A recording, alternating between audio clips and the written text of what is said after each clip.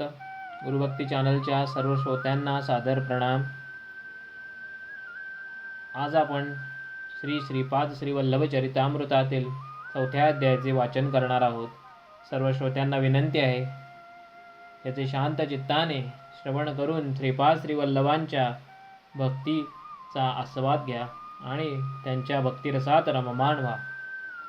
श्रीपाद श्री वल्लभांचा जय जयकार असो. श्रीपाद श्री वल्लभांचा जय जयकार असो. श्रीपाद राजम शरणम प्रपद्ये. अध्याय 14. कुरवपुरात वासवांबिकेचे दर्शन. पळण स्वामींच्या आज्ञेनुसार आम्ही ध्यान करण्याचा संकल्प केला. श्री पळानी स्वामी म्हणाले, बाबा, माधवा, वत्सा, शंकरा, आपण तिघेही श्रीपाद श्रीवल्लभांच्या आज्ञेनुसार ध्यानस्थ होऊन आपल्या घडलेल्या ध्यानानुभवांची चर्चा करूया. या अवस्थेत आपणास एखाद्या उत्कृष्ट आध्यात्मिक परिणामास अनुभव येईल. भविष्यात काळात हुणशक म्हणजेच इसवी सन हे व्यवहारात असेल. आज हुणशुकानुसार दिनांक 25/5/1336 शुक्रवार आहे. आजचा दिवस आपल्या जीवनातील फार महत्त्वाचा आहे. मी माझ्या स्थूल शरीराला येथेच ठेवून सूक्ष्म शरीराने कुरवपुरात जाईन. एका वेळेस 4-5 ठिकाणी सूक्ष्म रूपात विहार करणे मला बाल्य क्रीडा वाटते. आपण सगळे श्रीपाद श्री वल्लभांच्या ध्यानात असताना त्यांची आज्ञा झाल्यावर मी सूक्ष्म रूपाने कुरवपुरात त्यांच्या सान्निध्यात जाईन. श्री स्वामींचे वक्तव्य ऐकल्यावर मला गंमत वाटली, म्हणून मी विचारले, स्वामी, माधवाने श्री वल्लभांच्या दिव्य मंगल स्वरूपाचे दर्शन घेतले आहे. आपण सदैव श्री वल्लभांबरोबर सूक्ष्म रूपाने विचरण करता. मला मात्र त्याचे नावच माहीत नाही, रूपही माहीत नाही. मग ध्यान कसे करायचे? त्यावर श्री पळानी स्वामी मंद हास्य करीत म्हणाले, बाबा, श्रीपादांची भक्ती असल्यास सगळे सिद्ध होईल. श्रीपाद प्रभू सर्वात प्रथम आपल्या भक्ताचे कासवाच्या पिलाप्रमाणे पालन करतात. कासव आपल्या पिलापासून कितीही दूर असले तरी त्याच्या विचार तरंगानेच त्या पिलांचे रक्षण होते. थोडी उन्नती झाल्यावर मांजराचे पिलांप्रमाणे भक्ताचे रक्षण करतात. जसे मांजर त्याच्या पिलाला आपल्या तोंडात धरून एका घरातून दुसऱ्या घरात घेऊन जाते, त्या किशोरांसाठी जेथे सुरक्षित स्थान वाटते तेथेच त्या पिलास ठेवते. त्यानंतर माकडाचे पिलांप्रमाणे भक्तांचे पालन होते. अशा पालनात पिल्लू त्याच्या आईस अति प्रयत्नाने चिकटून असते. अधिक उन्नती झाल्यावर आई मासोडी बरोबर अति स्वच्छेने आनंदाने विहार करणाऱ्या बालमाशासारखे भक्त श्री गुरु समवेत असतात. तू ध्यानात बसल्यावर तेच तुला दर्शन देतील. आज 25/5/1336 शुक्रवार सर्व शुभयोग मिळून असलेला योग संपूर्ण असा महोत्तम दिवस आहे. श्री वल्लभांनी अतिमुख्य अशा भविष्य निर्णय करण्याचे ठरवले असून मला सूक्ष्म रूपात कुरवपुरात यावे असे सांगितले आहे. ध्यानस्थ असताना त्यांची आज्ञा कोणत्या क्षणी होते त्याच क्षणी मी कुरवपुरात जाणार. तेथे एखादी महत्त्वाची घटना घडणार आहे, ती माझ्या डोळ्याने पाहण्याची संधी श्री दत्तप्रभूंच्या कृपेनेच मला मिळेल. असे म्हणतच श्री पळणी स्वामी ध्यानस्थ झाले. मी आणि माधव सुद्धा ध्यानस्थ झालो. अशा प्रकारे ध्यानात 10 तासांचा वेळ गेला. ध्यानानंतर श्री पळणी स्वामी अत्यंत उल्हासित झाले होते. मी आणि माधवने श्री स्वामींना त्यांच्या अनुभूतीबद्दल सांगा अशी प्रार्थना केली. त्यावर स्वामींनी हसत मुखाने सांगण्यास सुरुवात केली. ते म्हणाले, या कलियुगातील लोकांचे किती महत्भाग्य आहे. कुरवपूर गाव हे फार लहान असले तरी स्वामींच्या महत्ते जाणून वेदपंडित सद्ब्राह्मण शिवशर्मा भार्या अंबिकेसह कुरवपुरातच राहत होते. कुरवपुरातील एकुलते एक असे हे ब्राह्मण कुटुंब होते. ते दीप ओलांडून येणाऱ्या ब्राह्मणोचित कार्यक्रमाने धनार्जन करून रोज कुरवपुरात परत येत असत. ते फार मोठे विद्वान पंडित होते. ते अनुष्ठान निरत काश्यप गोत्रोत्पन्न यजुर्वेदीय ब्राह्मण होते. शिवशर्मास झालेली संतनी थोड्याच कालावधीने दिवंगत होत असे. कसाबसा एक मुलगा वाचला. दुर्दैवाने तो मुलगा जड आणि मंद बुद्धीचा होता. निष्प्रयोजक संतान प्राप्तीमुळे शिवशर्मा अतिशय दुःखी होते. एक दिवशी श्री वल्लभांच्या समोर वेद पठण करून ते मौनपणे उभे राहिले. श्री स्वामींनी त्यांचे मनोगत ओळखून मंद हास्य करीत ते म्हणाले, शिवशर्मा, दुसरी सगळी चिंता सोडून निरंतर माझेच ध्यान करणाऱ्यांचा मी दास होतो. तुझी इच्छा काय आहे ती सांग. त्यावर शिवशर्मा म्हणाले, स्वामी, माझा मुलगा माझ्यापेक्षाही मोठा पंडित वक्ता व्हावा अशी माझी इच्छा होती, परंतु ती पूर्णपणे रसातळालाच केली. माझा मुलगा अत्यंत मंद बुद्धीचा आहे. सर्व चराचरात सगळ्या घटघटात व्यापून असणाऱ्या सामर्थ्यवान असलेल्या आपणास त्याला पंडित करणे, निष्ठावान करणे अवघड नाही. एवढी मजवरी कृपा करावी. त्यावर श्रीपाद म्हणाले, बाबा, कोणी कितीही मोठा असला तरी पूर्वजन्म कर्मफल अनिवार्य असते. सगळी सृष्टी सुद्धा शासनाचे उल्लंघन न करता चालत आहे. स्त्रियांना पूजेचे फळ म्हणून नवरा मिळतो. दानाचे फलस्वरूप मुले बाळे होतात. सर्वदा दान सत्पात्री करावे. दान घेणारे सत्पात्री नसतील तर किंवा दानास योग्य नसतील तर अनिष्टच संभवते. सद्बुद्धी असलेल्या व्यक्तीस जेवू घातल्यास त्याने केलेल्या पुण्य कार्याबद्दल प्राप्त होणाऱ्या पुण्यातील थोडा भाग अन्नदानास मिळतो. दुर्बुद्धी असलेल्या माणसाला अन्न दिल्यास त्याने केलेल्या पाप कार्यामुळे मिळालेल्या पापाचा थोडा भाग अन्नदात्यास मिळतो. दान करताना माणसाने अहंकार रहित होऊन दान करावे, तेव्हाच त्याचे फळ मिळेल. पूर्वजन्मीच्या कर्मफळाने तुला मंद बुद्धीचा मुलगा जन्मला. तुम्ही दाम्पत्याने अल्पायुषी संतान नको, पूर्णायुषीच द्या असे मागणी केले होते. पूर्णायुषी पुत्र दिला. त्याचे पूर्वजन्मीचे पाप निवारण करून त्याला योग्य असे पंडित करायचे, म्हणजे कर्मसूत्राला अनुसरून तू देहत्याग करण्यास सिद्ध असलास तर मी त्याला योग्य असा पंडित करेन. त्यावर शिवशर्मा म्हणाले, स्वामी, माझा वृद्धावस्थेत प्रवेश झालेलाच आहे. मी माझे जीवन त्यागण्यास सिद्ध आहे. माझा कुमार बृहस्पतीसारखा पंडित वक्त्या झाल्यावर मला दुसरे काय हवे. संपूर्ण चराचराला घटाघटाला व्यापून राहणारे सामर्थ्यवंत श्रीपाद श्री प्रभू म्हणाले, बरे, तुझा लवकरच मृत्यू होईल. मरणानंतर सूक्ष्म देहाने श्रीशिला नगरामध्ये निंबवृक्षाच्या पायथ्यापाशी असलेल्या भृगृहात थोडा काळ तपश्चर्येत राहशील. त्यानंतर पुण्यभूमी असलेल्या महाराष्ट्र देशामध्ये जन्म घेशील.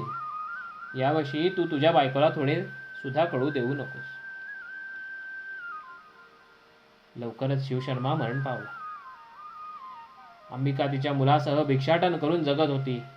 शेजार पाजारचे लोक हसत टिंगल उडवीत, त्यास अंतच नसे. त्या मठ्ठ ब्राह्मण मुलास अपमान असह्य होऊन तो आत्महत्या करण्यासाठी नदीकडे पळत सुटला. त्याची माता सुद्धा असहायपणे आत्महत्या करण्यासाठी मुलाच्या मागे पळत सुटली. त्यांच्या पूर्वपुण्याच्या प्रभावाने वाटेत श्रीपाद श्री वल्लभ स्वामी समोर आले. त्या दोघांनाही त्यांनी आत्महत्येच्या प्रयत्नातून सोडवले. श्रीपाद श्री वल्लभ स्वामींनी त्यांच्यावर अपार करुणा कटाक्षाने त्या मुख बालकाला महापंडित केले. अंबिकेने शेष जीवन शिवपूजेत घालवावे असा आदेश दिला. शनी प्रदोष व्रताचे महात्म्य सांगून प्रदोष समयास केलेल्या शिवपूजनाचे फळ कसे मिळते याची सविस्तर माहिती दिली. पुढील जन्मी अंबिकेला माझ्यासारखाच मुलगा होईल असा वर दिला. परंतु त्याच सम या तिन्ही लोकात कोणीही नसल्याने श्री स्वामींनी पुढील जन्मात तिच्या पुत्ररूपात जन्म घेण्याचा निश्चय केला. समस्त कल्याणकारी गुणांनी युक्त अशा वासवांबिके श्रीपाद श्री प्रभू म्हणाले, तुझा संकल्प पूर्ण होईल. मी आणखी 14 वर्षे म्हणजे या शरीराला 30 वर्षे येईपर्यंत श्रीपाद श्री वल्लभ या रूपातेच राहून त्यानंतर गुप्त होईल. त्यानंतर संन्यास धर्माच्या उद्धाराच्या निमित्ताने नृसिंह सरस्वती या नावाने ओळखला जाईल. या दुसऱ्या अवतारात 80 वर्षे राहीन. या अवतार समाप्तीनंतर कर्दळी वनात 300 वर्षे तपोनिष्ठेत राहून प्रज्ञापुरात अक्कलकोट स्वामी समर्थ या नावाने अवतार धारण करेल. अवधूत अवस्थेत सिद्ध पुरुषांच्या रूपाने अपरिमित अशा दिव्य कांतीने अगाध लीला दाखवीन. साऱ्या जगाला धर्मकर्माला अनुसरून त्याविषयी आसक्ती रहित करीन. पळणीस्वामी पुढे म्हणाले, जशीशी युगे बदलतील तशीशी मानवाची शक्ती कमी होत जाईल. त्यासाठी परतत्व ऋषीश्वरांच्या इच्छेनुसार खालच्या स्थायीवर उतरून येईल. शरीरधारी प्रभूंचा अवतार म्हणजे संपूर्ण अनुग्रहाचे सूचकच होय. अशा रीतीने प्रभुतत्व खालच्या पातळीवर उतरल्याने थोड्या श्रमाने मानवास उत्तम फळ प्राप्त होईल. म्हणूनच कलियुगातील मानव धन्य आहेत. केवळ स्मरण मात्रेच दत्तप्रभूंचा अनुग्रह प्राप्त होईल. मानवाचे पतन होण्यास जेवढे मार्ग आहेत, श्रीगुरूंचा अनुग्रह प्राप्त होण्यास त्यापेक्षा असंख्य मार्ग आहेत. हेच परम सत्य आहे. स्मरण अर्चन केल्यामुळे श्रीपाद श्रीवल्लभ प्रभूंची अनुसंधान घडते. यामुळे साधकांचे पापकर्म, दोष, विषय वासना, संस्कार श्रीपाद श्रीवल्लभांच्या चैतन्यात प्रवेश करतात. त्यांच्याकडून भक्तांना श्रेयस्कर शुभस्पंदनांचा लाभ होतो. श्रीपाद प्रभू साधकांच्या चैतन्यात प्रवेश झालेला पाप समुदायाचे पवित्र नदींच्या स्नानानेच निर्मूलन करतात. तसे न केल्यास त्यांच्या योग अग्नीनेच त्या पापांना जाळून भस्म करतात. ते स्वतः तप करून त्या तपाचे फळ त्यांच्या भक्तांना देतात. कर्मसूत्राचे अतिक्रमण न करता भक्तांचे रक्षण करतात. त्यांना आवश्यक वाटल्यास कितीही जड स्वरूपी कर्मफलांचे शोषण करून आपल्या भक्तांना विमुक्तीचा प्रसाद देतात. क्षणोक्षणी त्यांच्या कर्मांचा ध्वंस करतात. म्हणूनच त्यांच्या भक्तांनी त्यांच्या न कळतच कर्मबंधनातून सुटका होते, मुक्ती मिळते. या पळानी स्वामींच्या वक्तव्यानंतर सुद्धा माझ्या मनातील प्रश्न मिटला नव्हता. मी त्यांना अजून एक प्रश्न विचारण्याचे धाडस केले. स्वामी, साडीसात्रीच्या त्रासातून शंकराची सुद्धा सुटका झाली नाही असे ऐकले होते. ग्रहासंबंधी त्रासून श्री गुरु सार्वभौम कशा प्रकारे सुटका करतात याबद्दल माहिती द्यावी. यावर पळानी स्वामी म्हणाले, बाबा शंकरा, खगोलातील ग्रहांना जीवांशी मित्रत्व किंवा शत्रुत्व असे नसतेच. मानव जन्माच्या वेळी त्यांच्या प्रारब्ध कर्माला अनुसरून ग्रह महादर्शेने जन्म घेतो. त्या ग्रहांना अनुसरून शुभाशुभ फळ त्याला मिळत असते. ग्रहांच्या मुळे येणारे शुभ सूक्ष्म किरण अशुभ फळ देणारे असल्यास त्यांच्या दोष निवारणासाठी मंत्र तंत्र यंत्राने काही फळ न दिसल्यास जप आणि तप होमाचा आश्रय घ्यावा. या उपायाने सुद्धा अपशमन न झाल्यास श्री गुरु पादुकांना शरण जावे. श्री चरण सर्वशक्ती संपन्न असतात. शक्तीमध्ये चांगल्या आणि वाईट शक्ती असतात. त्या शक्तीकडून निघालेली स्पंदने शुभ अशुभ घटना घडवत असतात. प्रत्येक ग्रहास मानव शरीरातील थोड्या विशेष भागावर आधिपत्य असते. ग्रहबाधा असल्यास मानवाच्या शरीरातील कोणत्याही भागावर त्या ग्रहांचे आधिपत्य असते. तेच पीडित होतात. विश्व चैतन्यापासून प्रवाहित सूक्ष्म स्पंदनामुळेच इष्ट अनिष्ट फळांची सिद्धी होते. स्पंदनामुळे आकर्षण किंवा विकर्षण होते. सज्जनांचा सहवास असणाऱ्या व्यक्तीस दुर्जन सहवास घडल्यास अकारण कलह, बंधुवियोग, कुटुंबातील सदस्यांशी वादविवाद होतात. हे सारे आकर्षण शक्ती कमी झाल्याने मिळणारे अनिष्ट फळ आहे. विश्वशक्तीकडून स्पंदनांची निरंतर उत्पत्ती होत असते. ते थोड्या कालावधीपर्यंत त्या माणसांवर प्रभाव पाडण्याचे कार्य करतात. काळ हा शक्ती स्वरूप आहे. थोड्या कालांतराने ती स्पंदने त्या माणसास सोडून विधिरित्या प्रभावित होणाऱ्या माणसाच्या शरीरात प्रवेश करतात. कालचक्राला अनुसरून त्याचे फळ मिळत असते. मानवाची दैवी भक्ती जागृत होऊन तप जप केल्यास ग्रहांची तीव्रता थोड्या प्रमाणात कमी होते. महात्मे लोक विश्वकल्याणाची इच्छा करून विविध प्रकारचे यज्ञ करीत असतात. त्यांच्या तपाचे फळ सुद्धा दान करीत असतात. या प्रक्रियेने विश्वात उद्भवलेली अनिष्टकारक अशी स्पंदने एका माणसानंतर दुसऱ्या माणसाला कष्ट न देता ती जेथून उद्भवली तेथेच परत जातात. म्हणजे मूळ बिंदुस्थानात परत जातात. याला तिरोधान म्हणतात. थोडे पुण्यकर्म केल्याबद्दल विशेष फळ शुभ फळ मिळाल्यास त्यास अनुग्रह असे म्हणतात. स्वामी पुढे म्हणाले, बाबा, क्रियायोग सिद्धांताप्रकारे सृष्टी स्थिती लय या तिरोधान अनुग्रहांना मी स्पष्ट केले. तू ध्यानात असताना पाहिलेल्या यवन भासणाऱ्या साधूमध्ये भविष्यात श्रीपाद श्रीवल्लभांची शक्ती विशेषरित्या प्रवाहित होईल. निंबवृक्षांच्या जवळ असलेल्या भृगृहातील 4 नेंदादीपांना तू पाहू शकलास ही असाधारण किमया आहे. श्रीपाद श्रीवल्लभांनी कोणत्याही तरी महान उद्देशाच्या दृष्टीनेच तुला असा अनुभव दिला. त्यांची आंतरिक कल्पना केवळ त्यांनाच माहीत आहे. त्यांच्या लीला फार अगम्य असतात, गुढार्थ प्रयोजक असतात. त्यांच्या व्यतिरिक्त दुसऱ्यांना त्याचा मतितार्थ जाणता येत नाही. त्यात सुद्धा देवरहस्य असू शकतात. त्यांच्या अनुमतीनेच मी तुला याचे विवरण करू शकलो. समस्त सृष्टी ज्यांच्या नजरेखालीच असते त्यांचे तेच प्रमाण असते. त्यांच्या तेच श्रेष्ठ आहेत. विश्वनियंता सुद्धा तेच आहेत. युगसिद्ध आहेत, अमेय आहेत. ते परिणामांना, मोजमापांना, परिमितीला साध्य होणारे विषयच नाहीत. श्री पळणी स्वामींच्या या वर्णनाने माझे मन आनंदाने बहरून गेले. मी उडुपी क्षेत्राहून निघालो. कुरुपुरात जाताना मध्येच कितीतरी विचित्र अशा घटना घडत होत्या. या सर्व ग्रंथस्थ करण्यासाठी श्री गुरु सार्वभौमांची अनुमती घ्यावी या विचाराने श्रीपाद श्रीवल्लभांच्या दर्शनोत्तर त्यांच्याशी विचारविनिमय करण्याचे ठरवले. श्री पळणी स्वामींनी माझ्या मनातील भावांना लीलेनेच समजून घेतले व ते म्हणाले, तुझ्या मनातील भाव मला अवगत झालेला आहे. भविष्यात भक्तांच्या हितासाठी श्री प्रभूंच्या चरित्राचे लिखाण करण्याचे तू ठरविले आहेस. ते जरूर तुझ्या प्रयत्नांना आशीर्वाद देतील.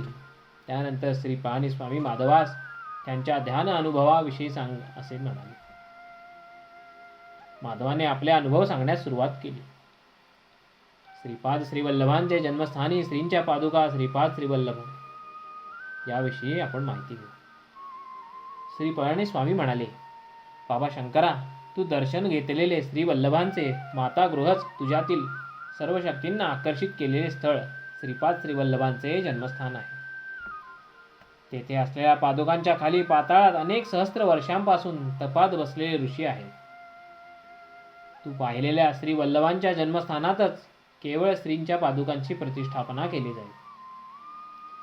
पादुकांच्या प्रतिष्ठापनेनंतर काही वर्षांनी अतिप्रयत्नाने श्रीपाद श्रीवल्लभांचे चरित्रामृत प्रकाशित होईल.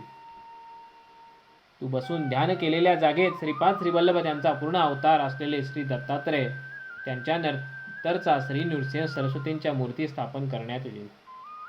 त्यानंतर त्या क्षेत्रात विस्ताराने लीला होती. त्यानंतर श्री पळणी स्वामींनी थोडे वेळ मौन धरले.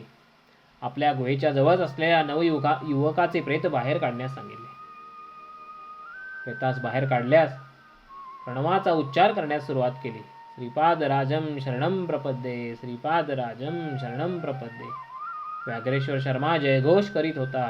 श्री पळणी स्वामींनी युवकाच्या शरीरात प्रवेश केला. वयोभाराने शिथिल झालेल्या वृद्ध शरीरास व्याघ्र रूपात असलेल्या व्याघ्रेश्वर शर्माने जवळ असलेल्या नदीत टाकण्यास दिले. नूतन शरीरात प्रवेश केलेल्या पळणी स्वामींनी आज्ञा केली, तुम्ही या क्षणीच येथून जावे. बाबा माधवा, तू तुझ्या विचित्रपुरात जा. बाबा शंकरा, तू तिरुपती या महाक्षेत्रात जावे. माधवा, तू तुझ्या सूक्ष्म शरीराने पिठिकापुरातील पुण्यवंताचे दर्शन घेतलेस, तेच तुला या जन्मात पुरे. श्रीपाद श्रीवल्लभ अनुग्रह प्राप्तिरस्तु. तेव्हाच माधव विचित्रपुराकडे, मी तिरुपतीकडे प्रयाणास निघालो. श्रींच्या लीलेचा अंत लागत नाही हेच खरे. श्रीपाद श्रीवल्लभांचा जय जयकार असो.